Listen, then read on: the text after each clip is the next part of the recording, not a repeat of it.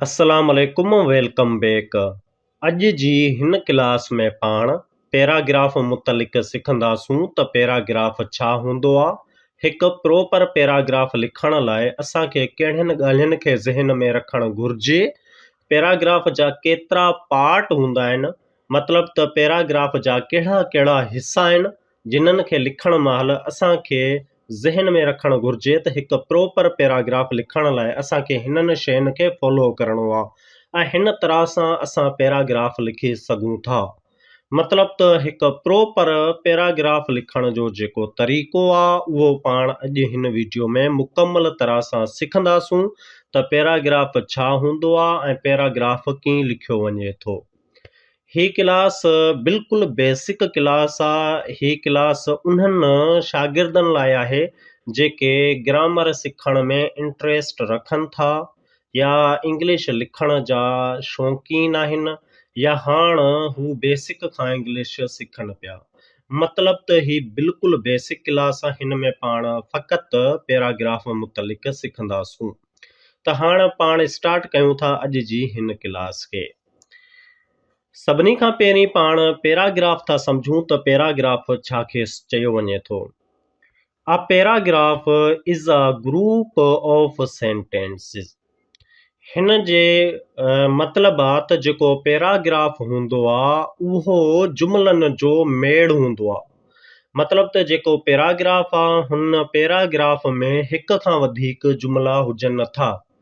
मिसाल हिते जीअं ही लाइन आहे, हिन लाइन में हिक खां वधीक जुमला आहिनि, हिक खां वधीक सेंटेंस आहिनि। इन्ही तरह सां हिक खां वधीक सेंटेंस पाण में मिली करे हिकिड़ो पैराग्राफ ठाहिनि था। अच्छा, अॻियां छा चयो थो, अबाउट वन सिंगल आइडिया। यादि रहे त जेॾी महिल तव्हां पैराग्राफ लिखो उन टाइम तव्हां फ़क़ति हिकु ई सिंगल आइडिया खे डिस्क्राइब कंदव। मतिलबु हाणे हिते हिकु तव्हां तस्वीर ॾिसो पिया, हिन तस्वीर में तव्हांखे स्कूल बि नज़र ईंदी, हिन तस्वीर में तव्हांखे अस्पताल बि नज़र ईंदी। जेकॾहिं तव्हांखे पैराग्राफ स्कूल ते लिखणो आहे त उन्ही पैराग्राफ में जेकॾहिं तव्हां अस्पताल जो बि ज़िक्र कंदा त उहो पैराग्राफ ग़लति हूंदो।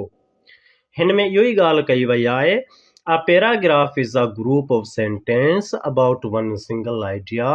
मतिलबु त जेको पैराग्राफ आहे उहो जुमलनि जो मेड़ आहे, पर शर्त इहो आहे जो उहे कंहिं हिकु सिंगल आइडिया ते हुजनि। जीअं तव्हांखे हिते मिसाल ॾिनो त कंहिं बि हिकु शइ खे जेॾी महिल तव्हां पैराग्राफ में लिखो पिया त हुते उन्ही जो ई ज़िक्र हुजे, ॿी शइ जो ज़िक्र तव्हांखे नाहे करणो। जेकॾहिं तव्हां हिते फ़क़ति ऐं फ़क़ति स्कूल ते ई ज़िक्र कंदव, स्कूल जे बारे में ई डिस्क्राइब कंदव त तव्हांजो पैराग्राफ दुरुस्त हूंदो। जेकॾहिं स्कूल जे पैराग्राफ में तव्हां अस्पताल या ॿिए कंहिं बि शइ जो ज़िक्र कंदव त इहो पैराग्राफ तव्हांजो ग़लति थी सघे थो। हिकिड़ो ॿियो बि मिसाल पाण ॾिसूं था। मसलन जेकॾहिं तव्हांखे पैराग्राफ कंप्यूटर ते लिखणो आहे त तव्हांखे प्रोपर तरह सां उन्ही कंप्यूटर जे बारे में ई लिखणो आहे। हिन कंप्यूटर जे बारे में जेकॾहिं तव्हां मोबाइलनि जो बि ज़िक्र करे वरितो त हू तव्हांजो पैराग्राफ ग़लति थी सघे थो। चवण जो मतिलबु त जेॾी महिल तव्हां पैराग्राफ लिखो त तव्हांजो सिर्फ़ु ऐं सिर्फ़ु सिंगल आइडिया हुजे, कंहिं बि हिकु शइ ते लिखिजो, उन में ॿी कंहिं बि शइ खे तव्हांखे जमा नाहे करणो। उमेद आहे त तव्हांखे ही सम्झ अची चुको हूंदो त पैराग्राफ छा आहे। पैराग्राफ जुमलनि जो मेड़ आहे, मतिलबु त हिक खां वधीक जुमला पाण में मिली करे हिकिड़ो पैराग्राफ ठाहिनि था, पर शर्त इहो आहे त उन्ही पैराग्राफ में हिकिड़ी ई ॻाल्हि खे बयानु कयो वियो हुजे, कंहिं हिकिड़े टॉपिक खे ते उहो पूरो लिखत हुजे त उहो पैराग्राफ सटाए सघे थो। अच्छा, अॻिते पाण हलूं था। हिन में चए थो पार्ट्स ऑफ पैराग्राफ। हाणे ॻाल्हि कयूं था त जेको असां पैराग्राफ लिखूं था उन पैराग्राफ में कहिड़ा कहिड़ा हिसा आहिनि। छो जो पैराग्राफ लिखण जो हिकु तरीक़ो हूंदो आहे, उहो तरीक़ो तॾहिं असां सिखी सघंदासीं जॾहिं असांखे उन तरीक़े में जेके हिसा आहिनि उन्हनि जी ख़बर हुजे। त पैराग्राफ केतिरनि हिसनि ते मुश्तमिल आहे। चए थो there are 4 parts of paragraph. जेको पैराग्राफ आहे उन जा 4 हिसा आहिनि। जॾहिं असां पैराग्राफ लिखूं था त 4 हिसनि खे असां ज़हन में रखूं था, उन्हनि 4 हिसनि खे फॉलो करे असां हिकु प्रॉपर पैराग्राफ लिखी सघूं था। सभिनी खां पहिरीं आहे टाइटल। अच्छा, टाइटल छा खे चयो वञे थो? Title is the name of paragraph, like cow, car, cricket, our country. मतिलब त जेॾी महिल तव्हां पैराग्राफ लिखंदव उन जो सभिनी खां पहिरीं तव्हां टाइटल ॾींदव। टाइटल मां मुराद तव्हां जंहिं शइ ते पैराग्राफ लिखो पिया उन जो नालो। जेकॾहिं तव्हांजो पैराग्राफ काओ ते आहे त काओ तव्हांजो टाइटल हूंदो पैराग्राफ जो। जेकॾहिं तव्हां कार ते पैराग्राफ लिखो पिया त वर्ड कार तव्हांजे पैराग्राफ जो टाइटल सॾराईंदो। अच्छा, जेकॾहिं तव्हां क्रिकेट जे बारे में पैराग्राफ लिखो पिया त लफ़्ज़ क्रिकेट तव्हांजे पैराग्राफ जो टाइटल सॾराईंदो। उम्मीद आहे त तव्हांखे इहो सम्झ में अची वियो हूंदो त पैराग्राफ में टाइटल छा खे सॾियो वञे थो। पैराग्राफ में टाइटल जो मतिलबु आहे त जेको तव्हां पैराग्राफ लिखो पिया उहो कंहिं ते लिखो पिया उन जो जेको नालो आहे तंहिंखे असां टाइटल सॾंदा आहियूं। अच्छा, ॿिए में आहे टॉपिक सेंटेंस। अच्छा, टॉपिक सेंटेंस छा आहे? A paragraph begin with a topic sentence that tell the main idea. अच्छा, टॉपिक सेंटेंस जेॾी महिल असां हिकिड़ो प्रॉपर पैराग्राफ पढ़ंदासीं हुन में बि तव्हांखे वधीक क्लियर कराईंदसि, लेकिन हिते बि तव्हांखे ॿुधायां थो त टॉपिक सेंटेंस मतिलबु अहिड़ो सेंटेंस जेको स्टार्टिंग में तव्हां लिखंदा आहियो जंहिंमें तव्हां पूरो मेन आइडिया जेको आहे उन में तव्हांखे ॾियणो हूंदो आहे। यानी टाइटल लिखण खां पोइ जेका पहिरीं लाइन हूंदी आहे जंहिंमें तव्हां पूरे पैराग्राफ जो मेन आइडियो लिखो था उन खे टॉपिक सेंटेंस सॾियो वञे थो।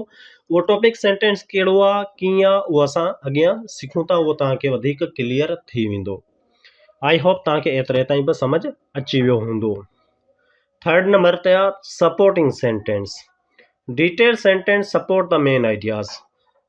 जेॾी महिल तव्हां टॉपिक सेंटेंस लिखी वरितो तंहिंखां पोइ तव्हांखे सपोर्टिंग सेंटेंस लिखणो आहे जंहिंमें तव्हां पूरी डिटेल ॾींदव।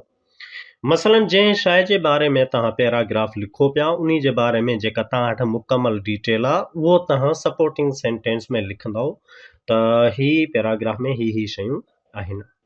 डोंट वरी, असां तव्हांखे पैराग्राफ लिखे बि ॾेखारींदासीं त सपोर्टिंग सेंटेंस तव्हांखे वधीक उन में क्लियर थी वेंदो। जस्ट हिते तव्हांखे नेम रिमेंबर करणा आहिनि त पार्ट्स ऑफ पैराग्राफ कहिड़ा कहिड़ा आहिनि। चौथे नंबर ते आहे closing sentence. Closing sentence ends the paragraph logically and effectively. जेको क्लोजिंग सेंटेंस हूंदो मतिलबु जेको आख़िरी जुमिलो, पैराग्राफ जो जेको आख़िरी जुमिलो हूंदो आहे उन खे पाण क्लोजिंग सेंटेंस चवंदा आहियूं। ऐं हिन सेंटेंस में असांखे लॉजिकली ऐं अफेक्टिवली लाइन लिखणी हूंदी आहे जंहिंसां पूरो पैराग्राफ क्लोज थी सघे। आई होप तव्हांखे ही क्लियर थी चुको हूंदो त टाइटल पैराग्राफ जो उहो पार्ट आहे जंहिंमें असां जेको पैराग्राफ लिखूं पिया उन जो नालो ॾियूं था जेको सभ खां टॉप ते असां लिखंदा आहियूं। टॉपिक सेंटेंस उहा लाइन हूंदी आहे जेका पैराग्राफ जी पहिरीं लाइन हुजे थी, जंहिंमें असां पूरे पैराग्राफ जो जेको मेन आइडिया आहे उन खे ज़ाहिर कंदा आहियूं, जंहिं लाइन सां पढ़ण सां ई पूरे पैराग्राफ जो मक़सदु समझ अची सघे थो। सपोर्टिंग सेंटेंस मतिलबु जेॾी महिल असां पैराग्राफ लिखूं पिया हुन में जेका बि डिटेल आहे असां सपोर्टिंग सेंटेंस ज़रिए लिखी सघूं था। क्लोजिंग सेंटेंस पूरे पैराग्राफ जी आख़िरी लाइन खे क्लोजिंग सेंटेंस सॾियो वञे थो। अच्छा, ही हाणे तव्हांजे साम्हूं हिकु प्रॉपर पैराग्राफ लिखियलु आहे। अच्छा, वॾी ॻाल्हि इहो आहे जो ही जेको तव्हां पैराग्राफ ॾिसो पिया ही क्लास 3 जे बुक में बि आहे, हुतां ई हिन पैराग्राफ खे खयो वियो आहे ताकी बेसिक खां तव्हांखे सम्झ अची सघे। Read this paragraph. अच्छा, पाण रीड नथा कयूं छो जो तव्हां जेतिरा बि पैराग्राफ लिखंदा सभु डिफरेंट हूंदा, हिन खे पाण पढ़े ट्रांसलेट कयूं उहो बहितर न आहे। इन खां बहितर आहे जो पाण हिन पैराग्राफ खे सम्झूं। सभ खां पहिरीं हिते ॾिसो लिखियलु आहे ब्रेकफास्ट, यानी ही जेको बि पैराग्राफ आहे ही पूरो पैराग्राफ ब्रेकफास्ट मुतलिक आहे त ब्रेकफास्ट असांजो टाइटल हूंदो हिन पैराग्राफ जो। क्लियर आहे? जंहिंजे बारे में तव्हां पैराग्राफ लिखो पिया उन जो जेको नालो आहे तंहिंखे पाण छा सॾंदा आहियूं? टाइटल। ऐं हिते ब्रेकफास्ट पंहिंजे हिन पैराग्राफ जो टाइटल आहे।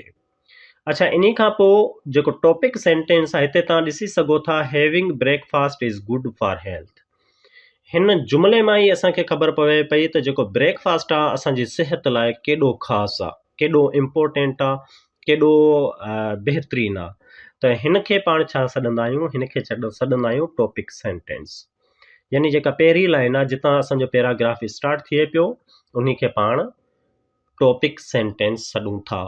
ठीकु आहे, पैराग्राफ जो पहिरियों सेंटेंस। कोशिशि करे ही जेको तव्हां पहिरियों सेंटेंस लिखंदा अहिड़ो सेंटेंस लिखो जंहिंमें पूरे पैराग्राफ जी वज़ाहत हुजे। अच्छा, तंहिंखां पोइ आहे सपोर्टिंग सेंटेंस। हिन में तव्हां पूरो जेको कुझु तव्हांखे लिखिणो आहे पैराग्राफ जे बारे में उहो लिखंदव। मसलन हिते हिन लिखियो आहे paratha is my favourite breakfast food, mother makes the paratha when I am getting ready for school. हिन में ॾिसो ही पंहिंजी ॻाल्हि करे पियो त ही मुंहिंजो पसंदीदा जेको आहे ब्रेकफास्ट आहे, मुंहिंजी वालदा कॾहिं हिन खे रेडी कंदी आहे। वाट एवर जेको कुझु हिन खे पैराग्राफ में लिखिणो हुयो सो हिन हिते लिखियो, जंहिंखे पाण सॾूं था सपोर्टिंग सेंटेंस। सपोर्टिंग सेंटेंस में तव्हां छा कंदव, सपोर्टिंग सेंटेंस में तव्हां पूरे पैराग्राफ जी डिटेल लिखंदव, जेतिरी तव्हां लिखी सघो था। कोशिशि करे चंदनि ही सेंटेंस में तव्हांखे लिखणा आहिनि, कुझु ई सेंटेंस में तव्हांखे लिखणी आहे। अच्छा, लास्ट में क्लोजिंग सेंटेंस। हिन में छा चयो आहे, आ good breakfast keeps me happy and active in school. ॾिसो हिन में हिन अहिड़ी ॻाल्हि करे छॾी जो असांजो पूरो सेंटेंस पूरो पैराग्राफ ई क्लोज थी वियो। हीउ चवे पियो त जेको ब्रेकफास्ट आहे उहो मूंखे ख़ुशि ऐं एक्टिव स्कूल में रखंदो आहे। यानी हाणे हिन खे वधीक का बि ॻाल्हि करण जी ज़रूरत नाहे, हिते हिन पंहिंजे पैराग्राफ खे क्लोज़ करे वरितो।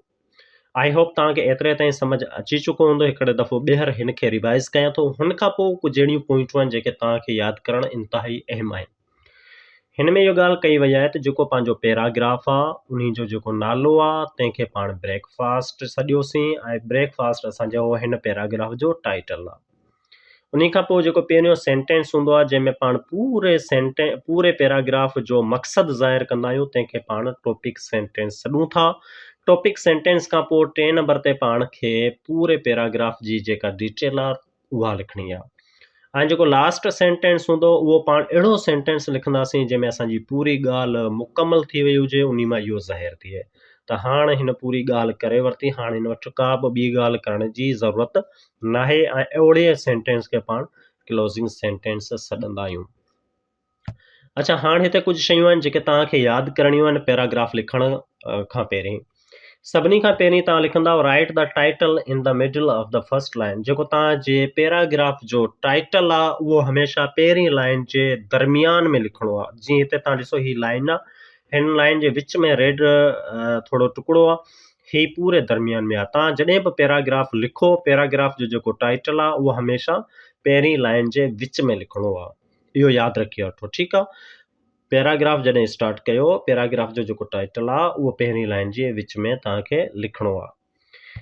ॿिए नंबर ते right the topic sentence in the next line. Topic जेको तव्हां सेंटेंस लिखंदव उहो तव्हांखे ॿी लाइन में लिखणो आहे। ठीकु आहे, ॿी लाइन में जेतिरो तव्हांजो अचे पूरी लाइन लिखिजे या न बि लिखिजे, जेतिरो तव्हांजो लिखणो आहे उहो ॿी लाइन में तव्हांखे टॉपिक सेंटेंस लिखणो आहे।